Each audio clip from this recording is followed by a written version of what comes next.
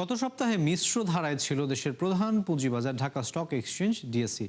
সপ্তাহ ব্যবধানে প্রধান সূচক 60 পয়েন্ট বাড়লেও দৈনিক গড় লেনদেন কমেছে 50 কোটি টাকা। তবে বাজার মূলধন 6,000 কোটি টাকা বেড়ে ছাড়িয়েছে 7 লাখ কোটির ঘর। আর ডিএসসিতে দাম বৃদ্ধির শীর্ষে থাকা 5 কোম্পানির 3টিই ছিল জেড ক্যাটাগরির। অন্যদিকে ইতিবাচক ধারা ছিল চট্টগ্রাম স্টক এক্সচেঞ্জেও। বিস্তারিত জানাচ্ছেন নুসরাত মৌমি।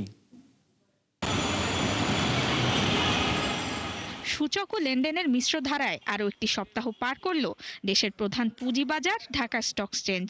ডিএসসির প্রধান সূচক বাড়লেও কমেছে দৈনিক গড় লেনদেন। একই প্রবণতা দেখা গেছে সিএসইতেও। তথ্য বলছে সপ্তাহ ব্যবধানে 60 পয়েন্ট বেড়ে ঢাকা স্টক এক্সচেঞ্জের প্রধান সূচক ছাড়ায় 5,800 ঘর। আর 5 দিনে মোট লেনদেন ছিল 6,919 কোটি টাকা। ফলে দৈনিক গড় লেনদেন দাঁড়ায় 1,383 কোটি। অন্যদিকে সপ্তাহ ব্যবধানে 6,100 কোটি টাকা বেড়ে ডিএসসির বাজার মূলধন ছাড়ায় 7,03,000 কোটি টাকা। হাতবদল হওয়া শেয়ার ও মিউচুয়াল ফান্ডের মধ্যে দাম বেড়েছে 251টির, কমেছে 122টির, আর অপরিবর্তিত ছিল 15টির দর।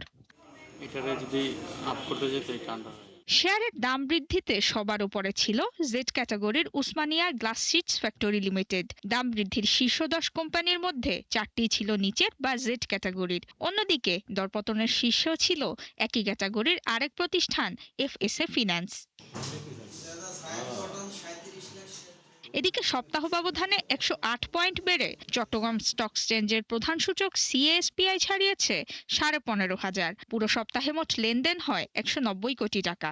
ফলে দৈনিক গড় ছিল 38 কোটি। নুসরাত মৌমি, 71।